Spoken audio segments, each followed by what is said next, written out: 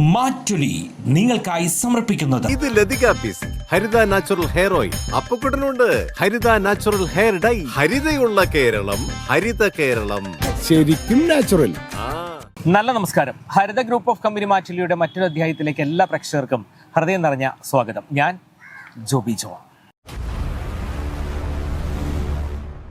ഇന്ന് മാറ്റുലി ചർച്ചയ്ക്കെടുക്കുന്നത് ഒരു പ്രധാനപ്പെട്ട വിഷയമാണ്. എല്ലാവരും റീച്ച് കിട്ടാൻ വേണ്ടിയിട്ടുള്ള നെട്ടോട്ടമാണ്.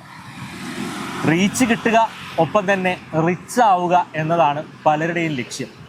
കണ്ടതും കേട്ടതുമായ കാര്യങ്ങളെല്ലാം എന്തിനേറെ പറയുന്നു, അവരുടെ സ്വകാര്യമായ കാര്യങ്ങൾ പോലും, ഒരു ദിവസം രാവിലെ തൊട്ട് വൈകുന്നേരം വരെ ചെയ്യുന്ന ഓരോ കാര്യങ്ങൾ പോലും, കൈ കഴുകുന്നതോ മുഖം കഴുകുന്നതോ പോലും കണ്ടന്റുകളായിട്ടിട്ട് പൊതുസമൂഹത്തെ കാണിക്കുന്ന തരത്തിലേക്ക് മനുഷ്യൻ അധപ്പതിച്ചുകൊണ്ടിരിക്കുന്ന ഒരു കാലഘട്ടത്തിൽ ഞാനും നിങ്ങളുമെല്ലാം ഇങ്ങനെ മുന്നോട്ട് പോകുമ്പോൾ കഴിഞ്ഞ ദിവസം ഒരു യുവാവ്, ആ യുവാവിൻ്റെ ജീവനാണ് പൊലിഞ്ഞു പോയത്. ഒരു കുടുംബമാണ് വഴിയാധാരമായത്. യഥാർത്ഥത്തിൽ ഇന്നത്തെ കാലഘട്ടത്തിൽ മൊബൈൽ ഫോണുകളും സോഷ്യൽ മീഡിയകളും മനുഷ്യനെ കീഴ്പ്പെടുത്തിക്കൊണ്ടിരിക്കുന്നു. ഇതാണെന്ന് ഞങ്ങൾ ചോദിക്കുന്നത്. ഏവർക്കും ഹൃദയം നിറഞ്ഞ സ്വാഗതം.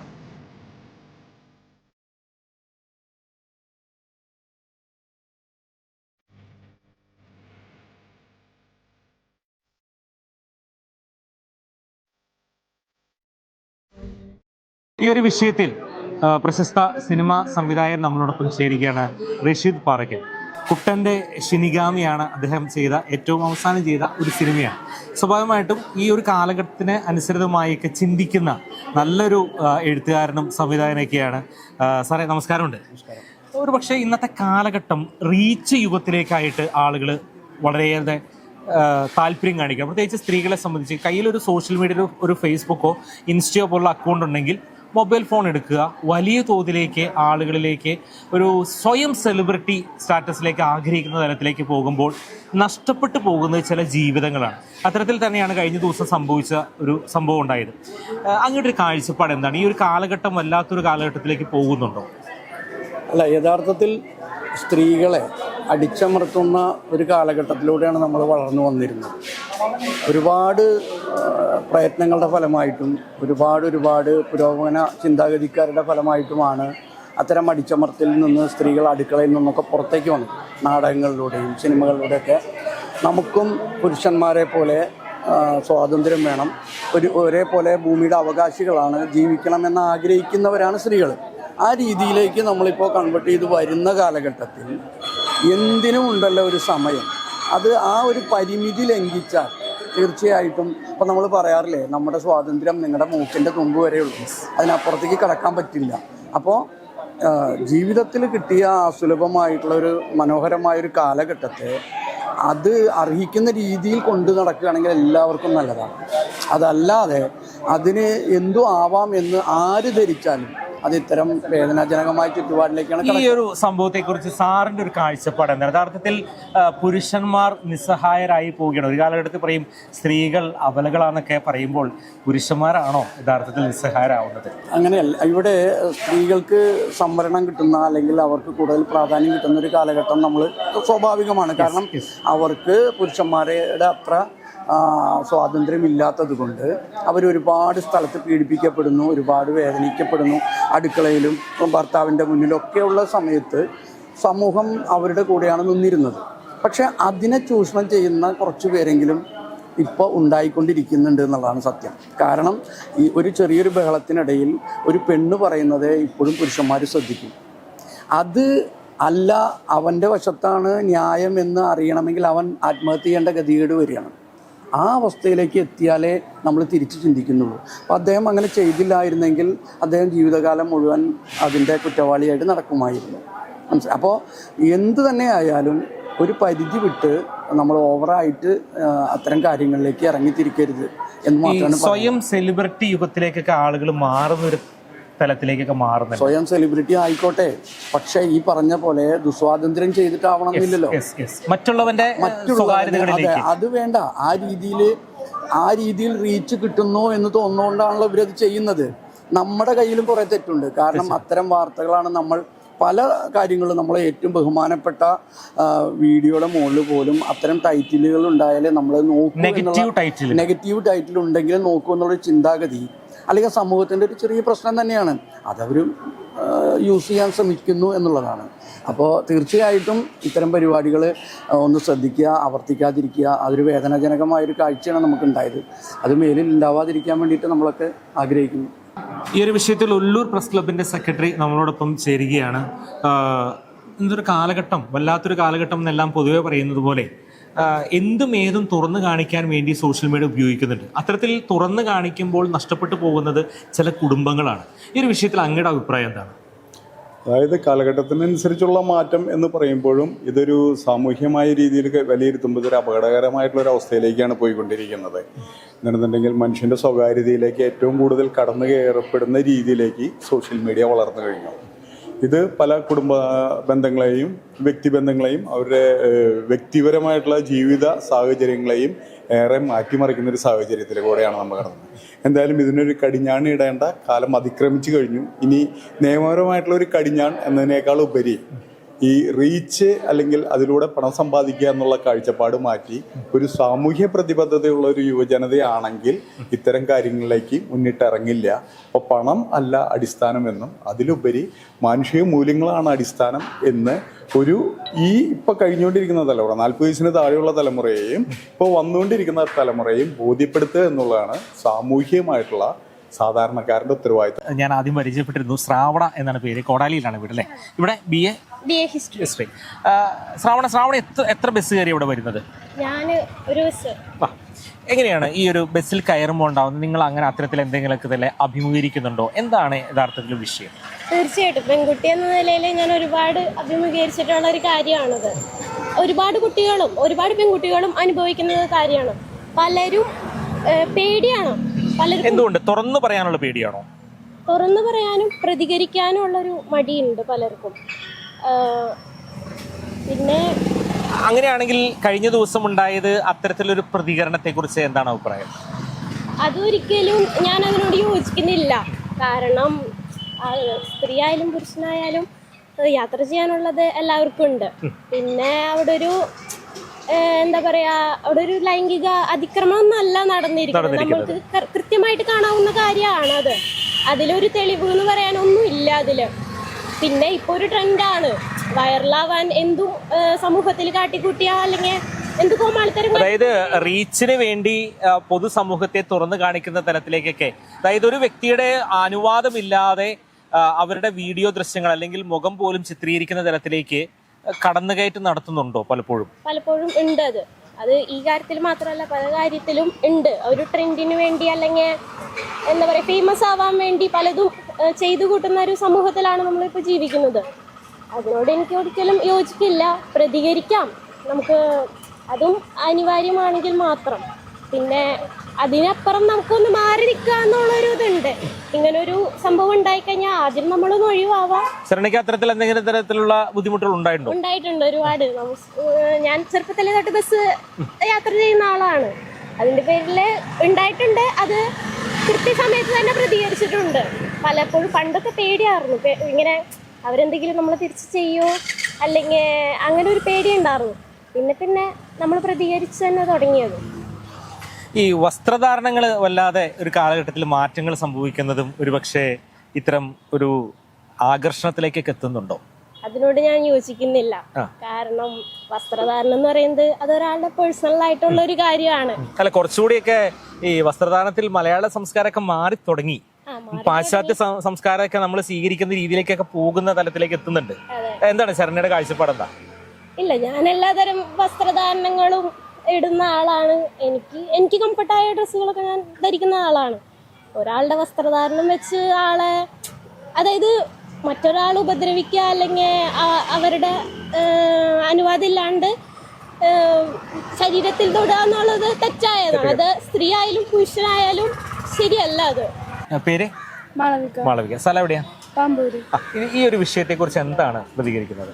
തീർച്ചയായും പ്രതികരിക്കണം. ഞങ്ങൾക്കൊന്നും അലോഡ് ചെയ്യാൻ പാടില്ല. അതിപ്പോൾ സ്ത്രീ ആയാലും പുരുഷനായാലും രണ്ടാൾക്കും സെയിം റൈറ്റ് തന്നെയാണുള്ളത്. ഇപ്പോൾ പുരുഷനെതിരെ സ്ത്രീ പ്രവർത്തിച്ചാൽ തീർച്ചയായും പ്രതികരിക്കേണ്ടതാണ്. നമസ്കാരം. എന്താ പേര്? നമസ്കാരം. ഫിയ. ഫിയ. എവിടെ സ്ഥലം എവിടെയാ? ഇവിടെ വരന്തരപ്പള്ളി. വരന്തരപ്പള്ളി. ഫിയ ഏത് കോഴ്സ് എടുത്തിരിക്കുന്നത്? അൽഫിയ. അൽഫിയ ഏത് കോഴ്സ് എടുത്തിരിക്കുന്നത്? എക്കണോമിക്സ്. എങ്ങനെയുണ്ട് ഇപ്പോഴത്തെ ഈ സോഷ്യൽ മീഡിയയുടെ അറിയാമല്ലോ, എല്ലാവരും റീച്ച് കിട്ടാൻ വേണ്ടി പലതും ചെയ്യുന്നുണ്ട്. സോഷ്യൽ മീഡിയ ഒക്കെ കൂടുതൽ ഉപയോഗിക്കുന്ന ആളാണോ? ഇൻസ്റ്റയൊക്കെ അത്യാവശ്യം. എന്താണ് കാഴ്ചപ്പാട്? അത് ശരിയായില്ല. അത് എന്തൊക്കെ പ്രശ്നം ഉണ്ടെങ്കിൽ തന്നെ അത് കണ്ടക്ടറോടോ അല്ലെങ്കിൽ അവിടെയുള്ള ആൾക്കാരോട് പറയുന്നില്ലാണ്ട് ഇങ്ങനെ വീഡിയോ എടുത്ത് റീച്ച് കൂട്ടാൻ വേണ്ടിയിട്ട് ചെയ്യുന്നത് ശരിയായില്ല. നിങ്ങൾക്ക് അത്തരത്തിലുള്ള ബസ്സുകളിൽ കയറുമ്പോൾ എന്തെങ്കിലും ബുദ്ധിമുട്ടുകൾ? എനിക്കങ്ങനെ ബുദ്ധിമുട്ടൊന്നും തോന്നിയിട്ടില്ല.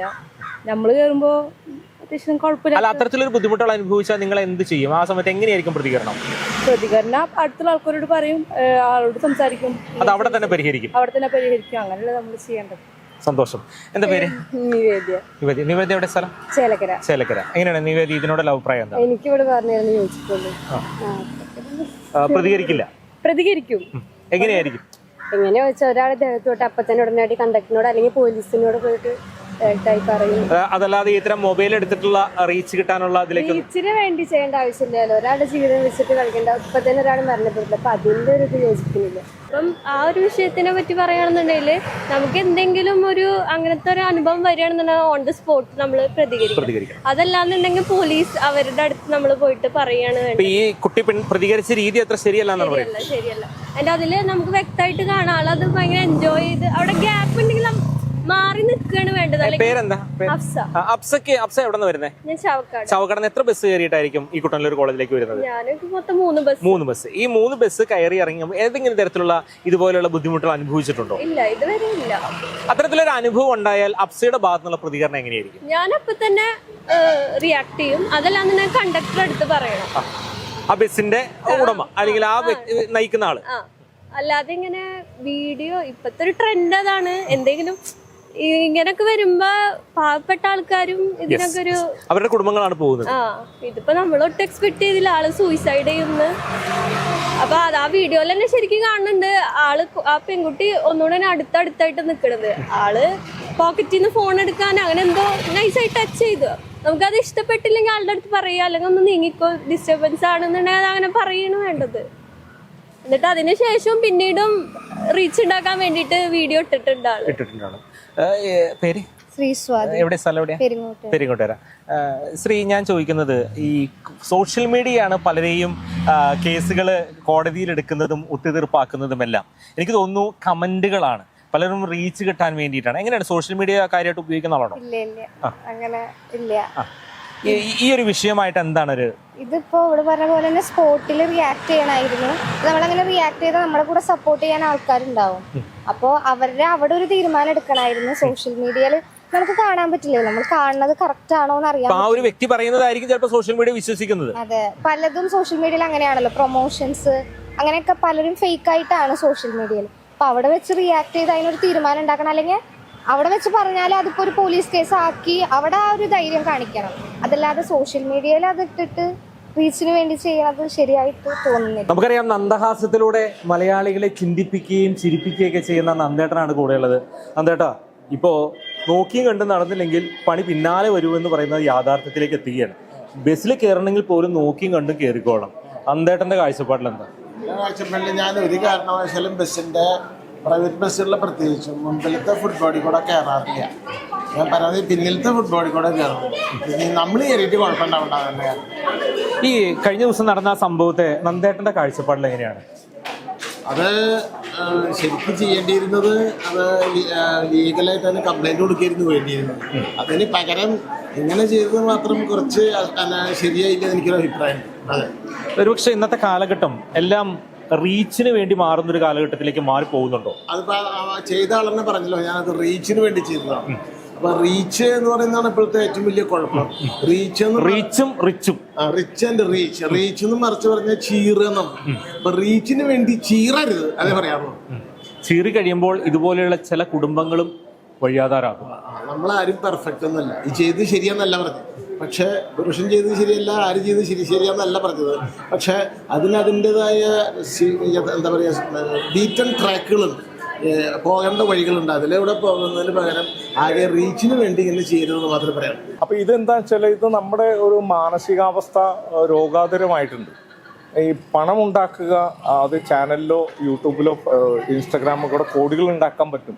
അപ്പോൾ നെഗറ്റീവായിട്ട് പബ്ലിസിറ്റി കൊണ്ട് നമ്മുടെ ഇവിടുത്തെ രാഷ്ട്രീയ നേതാക്കൾ തന്നെ എന്തോരം കോടികൾ ഉണ്ടാക്കുന്നുണ്ട്. തീർച്ചയായിട്ടും എന്തെങ്കിലും നുണ പറഞ്ഞുകൊണ്ട് നുണപ്രചരണത്തിലൂടെ കോടികൾ ഉണ്ടാക്കാൻ പറ്റും. അപ്പോൾ നെഗറ്റീവ് പബ്ലിസിറ്റി പോലും വലിയൊരു വൈറൽ പബ്ലിസിറ്റി ആയിട്ട് മാറുകയാണ്. ഇതേ സത്യം എന്ന് പറയുന്നത് വളരെയധികം മൂടപ്പെടുന്നു. സത്യം പറയുമ്പോൾ കേൾക്കുന്നതിന് മുമ്പ് അതിരാവിലെ തന്നെ നുണ പ്രചരിപ്പിക്കുകയാണ്. ഇപ്പൊ ഈ പറഞ്ഞ പെൺകുട്ടിയുമായി ബന്ധപ്പെട്ട് അത് വരുമ്പോൾ തന്നെ അതിന്റെ വീഡിയോകൾ നമ്മൾ വീണ്ടും വീണ്ടും കാണുമ്പോൾ ഒരിക്കലും ഡെലിബറേറ്റ് ആയിട്ടുള്ള ഒരു അറ്റംപ്റ്റ് അവിടെ നടന്നതായിട്ട് കാണുന്നില്ല. ഒരു മനുഷ്യൻ അതിൻ്റെ അകത്ത് ബാഗ്, നമുക്കറിയാം ഇതിങ്ങനെ ഇറങ്ങണം, സോപ്പായി എന്നൊക്കെ പറയുമ്പോൾ ഇങ്ങനെ പൊക്കുമ്പോഴേക്കും ഒരുത്തൻ്റെ മൂക്കിൽ തട്ടി അല്ലെങ്കിൽ അവിടെ തട്ടി ചെസ്റ്റിൽ തട്ടി എന്ന് പറയുമ്പോഴേക്കും അയാൾ ഭയങ്കര ബോധപൂർവമാണ് ചെയ്തതെന്ന് പ്രചരിപ്പിച്ച് അപ്പം ഷൗട്ട് ചെയ്ത് കഴിഞ്ഞാൽ പോലും മനുഷ്യർ അയാൾ ചിലപ്പോൾ കീഴിടും. ഇപ്പൊ ആ കുട്ടി അവിടെ നിന്നിട്ട് ഷൗട്ട് ചെയ്തിരുന്നെങ്കിൽ അതായത് ഇറങ്ങി ഉടനെ ആ ബസ്സിലുള്ളവർ കണ്ടവരും കാണാത്തവരും ഒക്കെ കൂടി തല്ലിക്കൊല്ലും ചിലപ്പോ. കാലം വല്ലാത്തൊരു കാലം. അപ്പൊ ഇത് വളരെ സൂക്ഷ്മമായിട്ടും നിഗൂഢമായിട്ടും ഇത് എടുത്തിട്ട് പ്രത്യേകിച്ച് സൈക്കോളജിയുടെ ക്ലിനിക് എന്തൊരു കക്ഷി എന്തോണ്ട് ആ പെൺകുട്ടി. അപ്പൊ അവര് കാണുന്നത് ഇത് മറ്റു രീതിയിൽ പ്രചരിപ്പിക്കാം ഇവരുടെ ഈ വീഡിയോ. അപ്പൊ ഞാനിങ്ങനെ രക്ഷകയായിട്ട് ഞാൻ വന്നു എന്നൊക്കെ പറഞ്ഞപ്പോൾ എല്ലാവരും ഇത്തരത്തിൽ ചിന്തിക്കുക. ഹീറോയിസത്തിന്റെ ഹീറോയിനിസം അവിടെ ഒരു സൈക്ക് നേരത്തെ വർക്ക് ചെയ്തിട്ടുണ്ട്. അതുകൊണ്ടാണ് ചെരിഞ്ഞു നിന്നിട്ടൊക്കെ ചിരിച്ചിട്ടൊക്കെ എടുക്കുന്നത്. സത്യത്തിൽ നമ്മളെന്താ ചെയ്യുക, അപ്പ ഷൗട്ട് ചെയ്യും അല്ലെങ്കിൽ കണ്ടക്ടർ വിളിച്ചോളൂ ഒരു മനുഷ്യന് പ്രശ്നമുണ്ട് എന്ന് പറയണ്ടേ. ആണായാലും പെണ്ണായാലും അത് പറഞ്ഞ സ്ത്രീകളുണ്ട്, അപ്പൊ പ്രതികരിക്കുന്നവരുണ്ട്. ഞാൻ എഴുന്നേറ്റ് രണ്ടെണ്ണം കൊടുത്തു എന്നൊക്കെ പറയുന്ന സ്ത്രീകളുണ്ട് ഇതിനകത്ത്. നേരത്തെ ഇതല്ലേ ടീച്ചറുടെ അനുഭവം പറയുന്നുണ്ട്. അപ്പൊ അങ്ങനെ പ്രതികരിക്കാതെ ഇത് സ്റ്റോർ ചെയ്യുന്നൊരു കണ്ടന്റാക്കി മാറ്റുന്നു, മാർക്കറ്റ് ചെയ്യാമെന്ന് തീരുമാനിക്കുന്നു എന്നുള്ളതാണ്. ആ കക്ഷിയുടെ ദീപക് അവൻ്റെ ഒരു അവസ്ഥ നോക്കൂ. അവനാകെ പെട്ടുപോയി. അവൻ്റെ കൂട്ടുകാരൊക്കെ പറയുമ്പോൾ പോലുമാണ് അവൻ അറിയുന്നത് സത്യം എന്ന് പറഞ്ഞാൽ. അല്ലെങ്കിൽ അപ്പൊ നമ്മളിപ്പോ വേറെ ആൾക്കാർ പറയും കുറ്റബോധം കൊണ്ടാണ് അവൻ ആത്മഹത്യ ചെയ്തത്. അല്ല, പറ്റാത്തൊരവസ്ഥ വരും. സ്വാഭാവികമായിട്ട് ഇപ്പോൾ സോഷ്യൽ മീഡിയയിലൊക്കെ സജീവമാണോ? അല്ല, അങ്ങനില്ല. അതില്ല. ഫോണൊക്കെ റീൽസ് ഒക്കെ കാണാറുണ്ട്? അങ്ങനെ കാണാറുണ്ട്. കഴിഞ്ഞ ദിവസം ശരണ്യയുടെ ശ്രദ്ധയിൽപ്പെട്ടിരുന്നോ ഇങ്ങനെ ഒരു ബസ്സിൽ നടന്ന സംഭവം? കണ്ടിരുന്നു ഞാനത്. എന്താണ് അഭിപ്രായം? എന്താണ് അത്? ഇപ്പൊ പയ്യൻ മരിച്ചില്ലേ, അപ്പൊ അത് കാരണം അങ്ങനെ ഉള്ളതാണോ അല്ലാത്താണോ നമുക്ക് കറക്റ്റ് അറിയില്ല. ഞാൻ ചോദിക്കുന്നത് ശരണ്യ ബസ്സിലൊക്കെ യാത്ര ചെയ്യുന്ന ആളല്ലേ? സ്വാഭാവികമായിട്ട് നിങ്ങൾക്ക് സ്ത്രീകൾക്ക് ഇത്തരത്തില് വലിയ തോതിലുള്ള പ്രശ്നങ്ങളൊക്കെ നേരിടുന്നുണ്ടോ ഈ ബസ്സിലും അതുപോലെ പൊതു ഇടങ്ങളിൽ നിന്നെല്ലാം? എനിക്കങ്ങനെ ഉണ്ടായിട്ടില്ല, പക്ഷെ പലർക്കും അങ്ങനെ പറയുന്നുണ്ട് ഉണ്ടായിട്ടുണ്ടെന്ന്. പക്ഷെ എല്ലാം സത്യമാണെന്നില്ലല്ലോ. ഇപ്പൊ ആ പയ്യന്റെ കാര്യമായാലും അത് ഉള്ളതാണോ ഇല്ലാത്തതാണോ നമുക്ക് കറക്റ്റ് അറിയില്ല. അപ്പൊ ആ കുട്ടി റീൽസിന് വേണ്ടി ഇട്ടതായിരിക്കാം. ചിലപ്പോ അത് ഇപ്പൊ പയ്യന് ഭയങ്കര ബുദ്ധിമുട്ടായി അത് ഇല്ലാത്ത കാര്യങ്ങളാവുമ്പോ അത് മരണത്തിൽ വരെ എത്തിയില്ല പയ്യന്റെ. ഇനി ഇത്തരം സംഭവങ്ങളൊന്നും ഈ നാട്ടിൽ നടക്കാതിരിക്കട്ടെ എന്ന് നമുക്ക് ആഗ്രഹിക്കാൻ മാത്രമേ സാധിക്കുകയുള്ളൂ. കാരണം ഇതെല്ലാം കേവലം 1-2 ദിവസം പത്രമാധ്യമങ്ങളിലും വാർത്താമാധ്യമങ്ങളിലും ദൃശ്യമാധ്യമങ്ങളിലെല്ലാം നിറഞ്ഞു നിൽക്കും. അതിനപ്പുറം വീണ്ടും സമൂഹത്തിൽ പലയിടത്തും ഇതുപോലെയുള്ള സംഭവങ്ങളൊക്കെ ഉടലെടുക്കും. ഒരുപക്ഷെ ആ യുവാവ് ജീവൻ ഒടുക്കിയത് കൊണ്ടാവാം ഇത്രയേറെ പ്രാധാന്യമെല്ലാം കിട്ടിയത്. ഒരുപക്ഷെ ഇതെല്ലാം ക്ഷമിച്ചും സഹിച്ചും ആ യുവാവ് അവിടെ ഉണ്ടായിരുന്നെങ്കിൽ ആ യുവാവിനെ ആയിരിക്കും എല്ലാവരും വിരൽ ചൂണ്ടുന്നത്. അതായിരിക്കും നമ്മുടെ സമൂഹത്തിൻ്റെ ചില കാഴ്ചപ്പാടുകൾ. കാരണം ചില സ്ത്രീകൾ പറയുന്നത് അക്ഷരം പ്രതി വിശ്വസിക്കുന്ന സമൂഹത്തിലേക്കൊക്കെ പോകുമ്പോൾ ചില പുരുഷന്മാർക്കും വലിയ വിലയൊന്നുമില്ലെന്ന് വാദിക്കുമ്പോൾ രണ്ടു കൂട്ടർക്കും തുല്യ പരിഗണന തന്നെ നൽകണമെന്നും ആവേശത്തോടുകൂടി വാദിക്കുമ്പോഴും ആദ്യം മാറേണ്ടത് മനുഷ്യൻ്റെ സ്വയം സെലിബ്രിറ്റി ആവാനുള്ള ചില മോഹങ്ങളെയാണ്. അവനവൻ്റെ സന്തോഷങ്ങളെ മറ്റുള്ളവരിലേക്ക് തുറന്നു കാണിക്കുന്നതല്ല, അവനവൻ്റെ സ്വകാര്യതകളാക്കി മാത്രം ഒതുക്കി സന്തോഷത്തോടുകൂടി ജീവിക്കുമ്പോഴാണ് ചില നല്ല കുടുംബ ബന്ധങ്ങൾ ഉണ്ടാവുക. അത്തരം കുടുംബ ബന്ധങ്ങളെ തുറന്നു കാണിക്കുമ്പോൾ ചില പ്രശ്നങ്ങളൊക്കെ കടന്നു വരുമെന്നത് യാഥാർത്ഥ്യമാണ്. എന്തായാലും ഈ ഒരു വിഷയം ഞങ്ങൾ ഇവിടെ സമാപിക്കട്ടെ. നിങ്ങളുടെ ഇടയിലും ചില ജനകീയ വിഷയങ്ങളൊക്കെ ഉണ്ടെങ്കിൽ ഞങ്ങളെ അറിയിക്കുക. തീർച്ചയായും ഞങ്ങൾ എത്തുന്നതാണ്. നാളെ കാണാം മറ്റൊരു ജനകീയ വിഷയവുമായി. അതുവരെ എല്ലാ പ്രേക്ഷകർക്കും നന്ദി, നമസ്കാരം.